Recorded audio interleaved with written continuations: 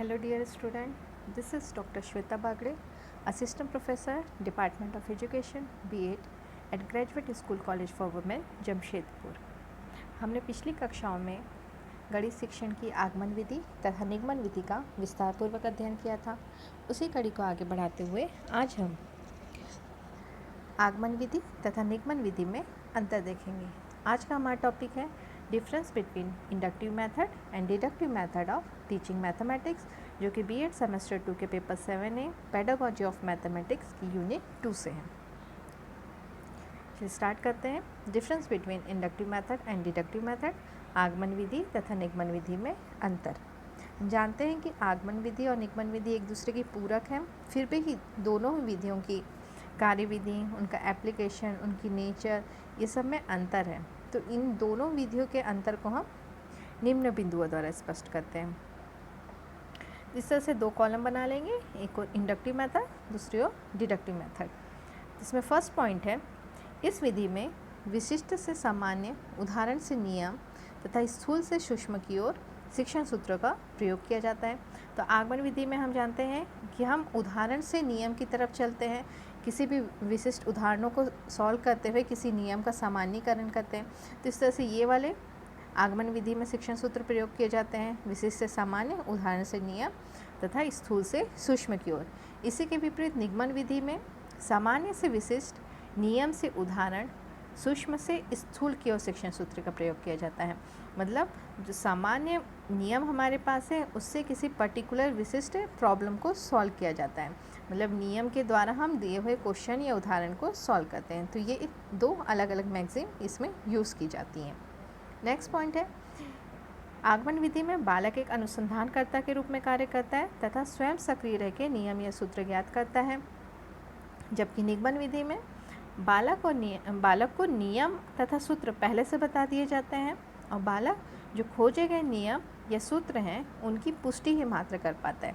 क्या है कि आगमन विधि में बच्चे खुद ही नियम या सूत्र का प्रतिपादन करते हैं, उसको निकालते हैं, उसका सामान्यीकरण करते हैं, लेकिन निगमन विधि में उनको पहले से सूत्र या नियम दे दिया जाता है जिसकी सहायता से वो प्रॉब्लम सॉल्व करते हैं। नेक्स्ट पॉइंट है, इस विधि द्वारा खोज प्रवृत्ति का विकास होता है। मतलब आगमन विधि द्वारा खोज प्रवृत्ति का विकास होता है, जबकि निगमन विधि द्वारा खोज प्रवृत्ति विकसित करने का अवसर नहीं मिलता है। क्यों? क्योंकि आगमन विधि में बच्चे जो नियम है, सूत्र है, सिद्धांत है, वो सब स्वयं ही खोजते हैं, लेकिन निगमन विधि में ये अवसर उनको नहीं मिलता है। आगमन विधि अध्यापन की श्रेष्ठ विधि है, जबकि निगमन विधि अध्ययन और अधिगम की श्रेष्ठ विधि है। मतलब जब आप पढ़ा रहे हैं, टीचिंग कर रहे हैं, तो उसके लिए आगमन विधि बहुत अच्छी है, लेकिन जब खुद प्रैक्टिस कर रहे हैं, सीख रहे हैं किसी चीज़ को, तो उसके लिए निगमन विधि बेस्ट होती है। नेक्स्ट पॉइंट है, आगमन विधि छोटी कक्षाओं के शिक्षण में अधिक उपयोगी होती है। मतलब छोटी कक्षाओं में बच्चों को अच्छे से समझाना कि किसी तरह का फॉर्मूला क्यों यूज़ किया जाता है, उसको वो किस तरह से निकला है, किस तरह से हम उसका सामान्यीकरण किए हैं, वो छोटी कक्षाओं के लिए बहुत अच्छा है। लेकिन निगमन विधि उच्च कक्षाओं के लिए अधिक उपयोगी होती है, क्योंकि उच्च कक्षाओं के जो बच्चे होते हैं उनका मानसिक विकास इतना हो चुका रहता है कि उनको डायरेक्ट हम नियम बता के उनसे प्रॉब्लम सॉल्व कराए जा सकते हैं। प्लस उनका करिकुलम या सिलेबस बहुत अधिक होता है, तो डायरेक्ट हम निगमन विधि का प्रयोग करते हुए उसको पूरा कर सकते हैं। नेक्स्ट पॉइंट है, यह विधि नवीन ज्ञान की खोज करने में सहायक होती है। जो भी हम नया फॉर्मूला निकालना रहता है हमको, या नया सिद्धांत का निकालना है, सिद्धांत का प्रतिपादन करना है, तो उसके लिए आगमन विधि अच्छी होती है।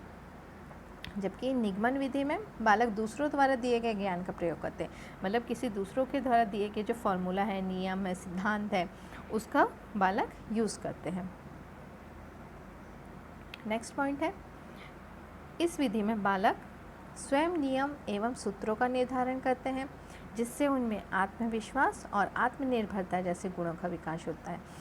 आगमन विधि में जब बच्चे स्वयं कार्य करते हैं, स्वयं ही सूत्र निकाल रहे हैं, सारा कार्य जब खुद कर रहे हैं, तो उनमें एक आत्मविश्वास आ जाता है और आत्मनिर्भरता आ जाती है।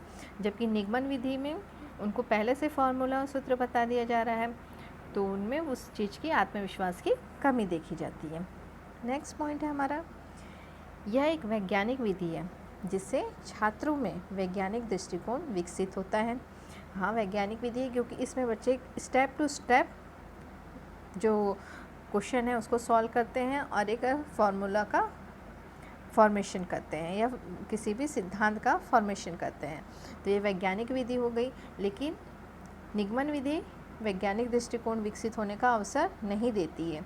उसमें हम डायरेक्ट टू डायरेक्ट सॉल्व करते हैं क्वेश्चन जो भी हमको मिलते हैं, डायरेक्ट हम नियम या फॉर्मूला जो हमारे पास है उसको डायरेक्ट यूज़ करते हुए हम प्रॉब्लम सॉल्व करते हैं। नेक्स्ट पॉइंट है हमारा कि आगमन विधि खोज या अनुसंधान का मार्ग है, जबकि निगमन विधि अनुकरण का मार्ग है, क्योंकि बालक बताए गए नियम और सूत्र का अनुकरण करते हैं।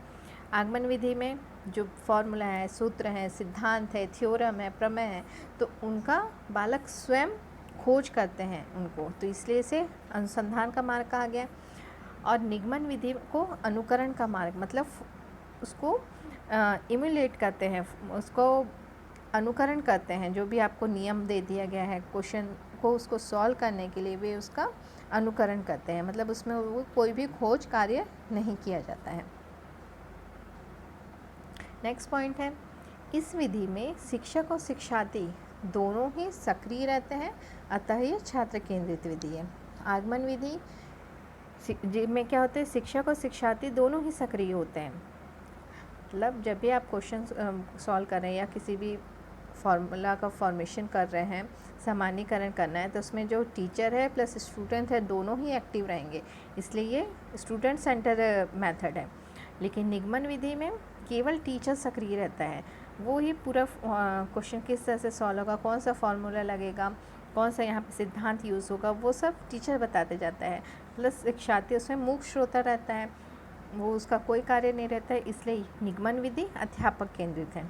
नेक्स्ट पॉइंट है हमारा कि यह आगमन विधि मौलिक तथा रचनात्मक कार्यों पर बल देती है, क्योंकि क्रिएटिव वर्क होता है, इसमें बच्चे अपना खुद का अपनी योग्यता लगाते हैं, रीजनिंग एबिलिटी दिखाते हैं वहाँ पे अपनी, और एक नियम का प्रतिपादन करते हैं। तो क्रिएटिव कार्यों पर बल देती है आगमन विधि। प्लस निगमन विधि क्या हो रही है, ये समस्या समाधान पे अधिक बल देती है, मतलब किसी तरह से क्वेश्चन को किस तरह से सॉल्व किया जाए और किस तरह से सॉल्यूशन पे पहुंचा जाए, उस पर बल देती है निगमन विधि।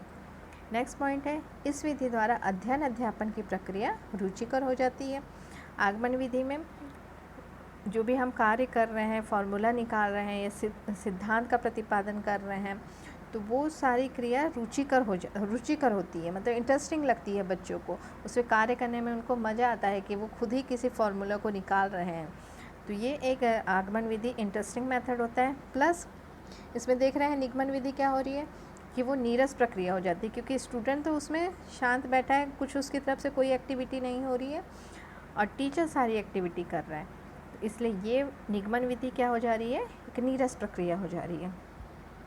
नेक्स्ट पॉइंट है, इस विधि में प्रत्येक पद या सोपान का महत्व होता है तथा बालक उनको लिखना सीख जाता है।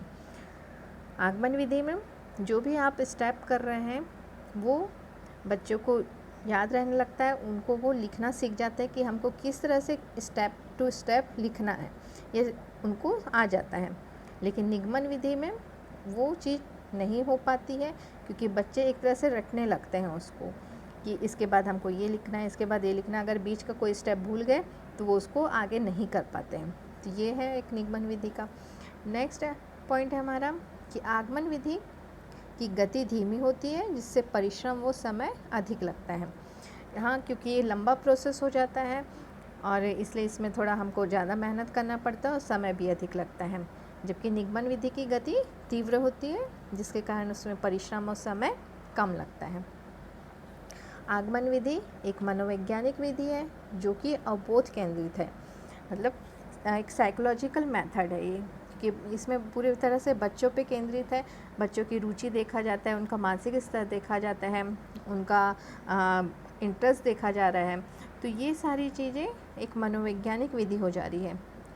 लेकिन निगमन विधि में क्या हो रहा है, ये सारी चीज़ें नहीं हो रही, बस उनके रटने पे बल दिया जा रहा है और उनको फॉर्मूला याद करना पड़ा है। तो ये मनोवैज्ञानिक विधि नहीं है निगमन विधि, यह स्मृति केंद्रित हो जा रही है। तो ये हो गए हैं आगमन विधि और निगमन विधि में अंतर। नेक्स्ट हम देखते हैं कि आगमन विधि और निगमन विधि में संबंध, relationship between inductive method and deductive method. हमको पता है कि आगमन विधि और निगमन विधि एक दूसरे के पूरक है, इसलिए हमको प्रारंभ आगमन विधि के द्वारा उदाहरणों की सहायता से नियम और सूत्रों का प्रतिपादन करना चाहिए। उसके बाद निगमन विधि द्वारा उनका उपयोग और अभ्यास कार्य करना चाहिए, क्योंकि गणित के जो नियम हैं, सूत्र हैं, उनको याद करने के लिए और उनका उचित उपयोग करने के लिए, समस्याओं को शीघ्रता से हल करने के लिए ही निगमन विधि ही काम आती है, मतलब वही ज़्यादा यूज़फुल होती है। तो आगमन विधि और निगमन विधि दोनों विधियाँ उसी प्रकार से ज़रूरी है हमारे लिए जिस तरह से हमको चलने के लिए दोनों पैरों की आवश्यकता होती है। अगर हम कह रहे हैं कि आगमन विधि का मुख्य बेस या मुख्य आधार किसी ज्ञान की उत्पत्ति है या उसका विकास है, मैंने ज्ञान की उत्पत्ति या उसका विकास है, तो निगमन विधि क्या है कि उस ज्ञान का प्रस्तुतिकरण है। मतलब जो भी आप निकाल रहे हैं नॉलेज या जो भी ज्ञान आपको प्राप्त हो रहा है, उसका प्रस्तुतिकरण हम निगमन विधि के द्वारा देते हैं। ये दोनों ही विधियाँ एक दूसरे की कमियों को दूर करती हैं। इस प्रकार से हम कह सकते हैं कि आगमन विधि से सूत्रों, नियमों को प्रतिपादन करने, उसके बाद निगमन विधि से आगे बढ़ने और अभ्यास करने की प्रक्रिया को ही आगमन निगमन विधि कहा जाएगा। ठीक है। अतः गणित के विषय संबंधी नवीन तथ्य, नियम, सिद्धांतों और सूत्रों का ज्ञान आगमन विधि द्वारा दिया जाना चाहिए और उसके बाद उसका उपयोग और अभ्यास कार्य निगमन विधि द्वारा करना चाहिए। इसको एक क्वेश्चन से समझ लेते हैं कि यदि हमको एक क्वेश्चन दिया गया है कि किसी त्रिभुज ABC के दो कोणों का आपको मान दिया कि कोण A की वैल्यू कुछ दी गई है और कोण B की वैल्यू दी गई है। आपको याद करना है कोण C की वैल्यू बताइए। तो यहाँ पे आप आगमन विधि का यूज़ करते हुए पहले एक नियम निकालेंगे। जब नियम आप निकाल जाएंगे कि त्रिभुज के तीनों कोणों का योग 180 होता है, इस तरह से आप जब एक इस नियम का निकाल लेंगे आगमन विधि द्वारा, उसके बाद निगमन विधि द्वारा इस नियम का आप यूज़ करेंगे ये वाला क्वेश्चन सॉल्व करने के लिए, जिसमें कोण A प्लस कोण B प्लस कोण C इक्वल टू 180।